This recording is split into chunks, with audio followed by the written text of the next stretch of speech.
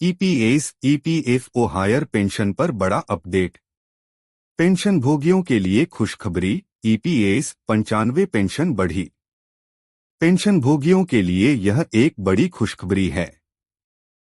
कर्मचारी भविष्य निधि संगठन ईपीएफओ ने हाल ही में पेंशन से जुड़े कई महत्वपूर्ण बदलाव किए हैं, जिनका उद्देश्य पेंशन भोगियों को बेहतर सुविधाएं प्रदान करना और उनकी पेंशन प्रक्रिया को सरल बनाना है। ईपीएस 95 पेंशन योजना में हुए नए बदलावों, हायर पेंशन की प्रक्रिया और ईपीएफओ द्वारा जारी किए गए नए दिशानिर्देशों की पूरी जानकारी आपको यहां मिलेगी। ईपीएस 95 पेंशन योजना का परिचय। ईपीएस 95 या कर्मचारी पेंशन योजना 1995 ईपीएफओ द्वारा संचालित एक पेंशन योजना है, जिसके तहत निजी क्षेत्र के कर्मचारियों को सेवानिवृत्ति के बाद मासिक पेंशन दी जाती है। इस योजना के अंतर्गत वर्तमान में न्यूनतम पेंशन 1000 रुपये प्रति माह है। हालांकि लंबे समय से इसकी राशि बढ़ाने की मांग उठती रही है। अब सरकार इस पेंशन को 7500 रुपये प्रति माह करने पर विचार कर रही है। ईपीएस 95 पेंशन योजना की विशेषताएं। विवरण। जानकारी।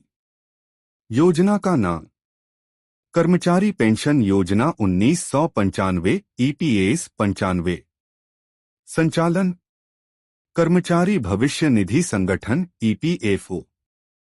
लाभार्थी निजी क्षेत्र के कर्मचारी। वर्तमान न्यूनतम पेंशन 1000 रुपये प्रति माह। प्रस्तावित न्यूनतम पेंशन 7500 रुपये प्रति माह। लागू होने की तिथि 1995। हाल के बदलाव। सीपीपीएस लागू 1 जनवरी 2025 से। ईपीएफओ द्वारा जारी किए गए नए दिशानिर्देश। ईपीएफओ ने पेंशन भोगियों के लिए कई महत्वपूर्ण दिशानिर्देश जारी किए हैं, जिनका उद्देश्य पेंशन प्रक्रिया को सरल, पारदर्शी और अधिक प्रभावी बनाना है। एक केंद्रीकृत पेंशन भुगतान प्रणाली सीपीपीएस। 1 जनवरी 2025 से लागू हुई नई प्रणाली। पेंशन भोगी अब किसी भी बैंक शाखा से पेंशन प्राप्त कर सकते हैं। पेंशन भुगतान आदेश पीपीओ को स्थानांतरित करने की आवश्यकता नहीं। नए बैंक या शाखाओं को आईएफएससी कोड के साथ सिस्टम में जोड़ा जाएगा। 2 संयुक्त घोषणा प्रक्रिया का सरलीकरण। सॉप संस्करण 3.0 को 31 जुलाई 2024 को अपडेट किया गया। सदस्यों को 3 श्रेणियों में विभाजित किया गया। दस्तावेज जमा करने की प्रक्रिया को सरल और तेज बनाया गया। 3 उच्च पेंशन के लिए स्पष्टीकरण। उच्च वेतन वाले कर्मचारियों के लिए समान पेंशन गणना सुनिश्चित की जाएगी। छूट प्राप्त संस्थानों को ट्रस्ट नियमों का पालन करना होगा। 4 सदस्य प्रोफाइल अपडेशन की सरल प्रक्रिया। आधार सत्यापित यूएएन वाले सदस्य बिना दस्तावेज अपलोड किए अपनी जानकारी अपडेट कर सकते हैं। 1 अक्टूबर 2017 से पहले जारी यूएएन के लिए नियोक्ता का प्रमाणीकरण आवश्यक होगा। ईपीएस 95 पेंशन बढ़ाने की मांग।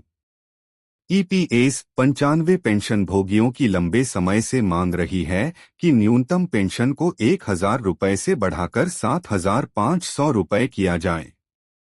पेंशन भोगियों की प्रमुख मांगें। न्यूनतम पेंशन 7500 रुपये प्रति माह हो। महंगाई भत्ता दा में वृद्धि हो। पेंशन भोगियों और उनके जीवन साथियों को फ्री मेडिकल सुविधाएं मिलें।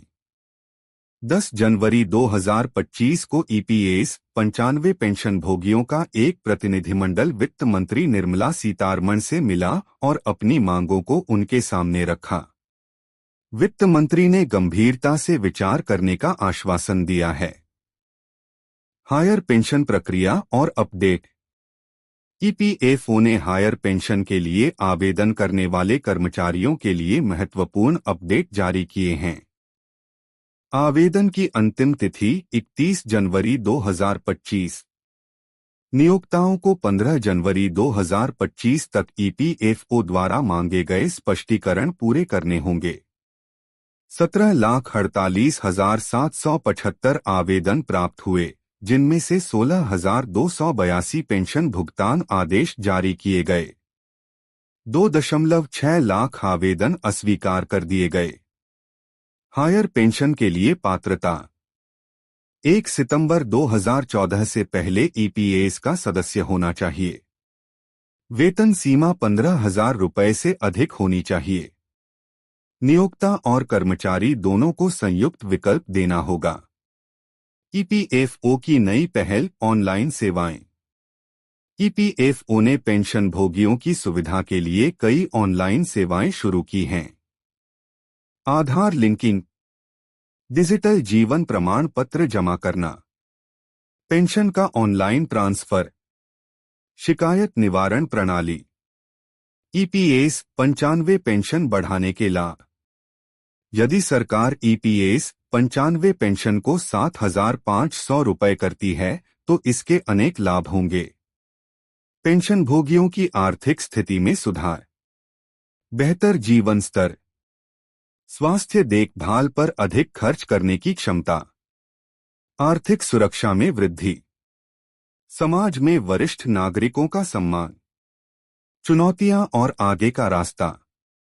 ईपीएस 95 पेंशन को बढ़ाने की मांग जायज होने के बावजूद इसमें कुछ चुनौतियां हैं। वित्तीय बोझ, पेंशन में वृद्धि से सरकार पर अतिरिक्त वित्तीय बोझ पड़ेगा। फंड की उपलब्धता, ईपीएफओ को अतिरिक्त धन की आवश्यकता होगी। नीतिगत निर्णय, सरकार को विभिन्न हितधारकों के हितों को ध्यान में रखना होगा। हालांकि सरकार इस पर गंभीरता से विचार कर रही है और जल्द ही इस संबंध में कोई ठोस निर्णय लिया जा सकता है। निष्कर्ष, ईपीएफओ द्वारा किए गए हालिया बदलाव और ईपीएस 95 पेंशन बढ़ाने की मांग पेंशन भोगियों के लिए आशा की किरण है। केंद्रीकृत पेंशन भुगतान प्रणाली सीपीपीएस और अन्य सरलीकृत प्रक्रियाओं से पेंशन भोगियों को बड़ी राहत मिलेगी। हालांकि पेंशन में वृद्धि एक जटिल मुद्दा है, लेकिन सरकार इस पर गंभीरता से विचार कर रही है। पेंशन भोगियों को सलाह दी जाती है कि वे ईपीएफओ की आधिकारिक वेबसाइट पर नजर रखें और समय समय पर जारी होने वाले अपडेट्स का पालन करें। साथ ही अपने यूएएन को आधार से लिंक करना और डिजिटल जीवन प्रमाण पत्र जमा करना न भूलें। अस्वीकरण, यह लेख केवल सूचनात्मक उद्देश्यों के लिए है। पाठकों को सलाह दी जाती है कि वे किसी भी कार्रवाई से पहले ईपीएफओ की आधिकारिक वेबसाइट से जानकारी प्राप्त करें।